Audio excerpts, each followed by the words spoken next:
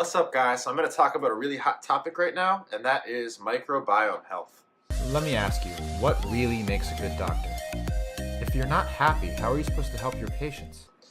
So I've been working with this company called uBiome to basically test the bacteria that are living in my intestines. And the way that I did that is kind of funny, but totally worth it. What they do is they send you a little test kit with a swabber and a vial, and what you have to do is you have to go to the bathroom, make a poop, and then once you made your poop, you wipe, and you take their little swab, wipe it on the toilet paper, dunk it in the vial, mix it around, toss the rest away, shake up the vial, make sure that it all sinks together, and then you ship that in. And what they do is they culture all of the bacteria that are living in your gut, and they send you a really nice report of all of the different bacteria that are living in our gut. So what does this mean? Why is gut health so important, and why did I do this? Why do people do this? Well, this is actually a really hot topic right now, and in the past 10 years, research has been really developing on the science of microbiome health, and that is the millions and millions of bacteria that live in our body and specifically in our gut. It's basically like a whole nother organ that has just recently been discovered because they have a lot of synthetic capability, metabolic capability. These little bacteria are responsible for a lot of good and a lot of bad. So depending on what bacteria we have living in our gut, that's basically going to determine, our metabolism, our susceptibility to certain diseases, our lactose intolerance, our gluten sensitivity, and a lot of other different factors that we never think about that go into our gut health.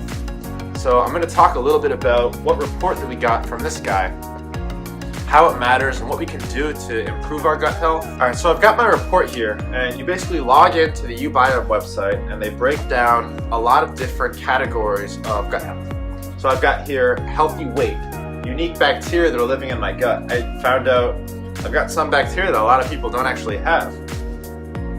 Rhambutia negativus, and granted, I'm in medical school in my 4th year, and we don't learn any of these names. Like I said, this is a recently kind of discovered and new research that's coming out. So there a lot of older doctors and even medical students now aren't learning so much about this stuff. You have to seek out this knowledge on your own. But it is super important, super cutting edge, and it's something I'm really passionate about.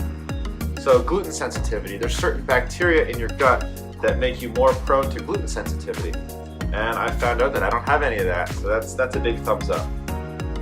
Inflammation. There's certain gut, specifically butyrate microbes, that are anti-inflammatory, and I'm very high on those. So that's a good thing. The bacteria in my gut are fighting off inflammation as we speak.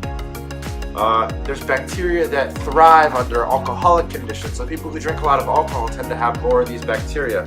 And I found out that I have a lot of alcohol metabolizing bacteria, so that's very good too. The list goes on, and I learned a ton about my own gut health.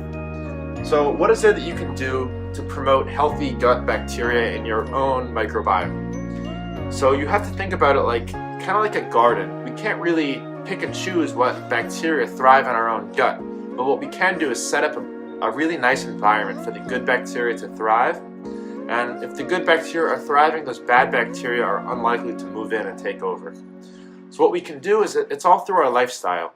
Really, the foods that we eat, conditions that we impart on our gut are super important for the type of bacteria that colonize our gut. And yeah, there's probably a genetic component as well, but we have to handle what we can control, and that's our lifestyle. So artificial sweeteners, awful. Alcohol, awful. Drugs are bad. Processed foods, processed meats, all of these things have a huge effect on your microbiome. So what you can do now is you can really start to change your lifestyle, and by picking better foods to eat, picking more natural ingredients, all of these things can really promote a healthy microbiome, and all of those things are going to lead to a healthier you. Like I said, the microbiome has a lot of good synthetic capability. It's got a lot of good metabolic capability. But at the same time, if you're eating like crap and you're eating a lot of artificial sweeteners, that microbiome is gonna be the opposite. Just as it has a lot of good synthetic and metabolic capability. I'm just gonna bring them over here for the end of the video. So just as it can do a lot of good, it can also do a lot of bad. There's specific microbiome in there that cause susceptibility to things like heart disease, depression, and just an overall autoimmune conditions. Yeah, they've done a lot of research linking microbiome to inflammatory bowel diseases like ulcerative colitis and Crohn's disease. There's actually research that a fecal transplant, which is when you take one person's poop, take it all out and replace it with the poop of a healthy individual, it's actually curative for some inflammatory bowel diseases, which is absolutely mind-blowing. So you really need to start paying attention to your microbiome, eating better, making these lifestyle modifications. Get yourself one of these kits just to find out what's going on. Maybe you have a great microbiome. I was very pleased with my results, but they gave me some awesome suggestions for prebiotics and probiotics, and these are healthy bacteria and healthy substances that promote a healthy microbiome.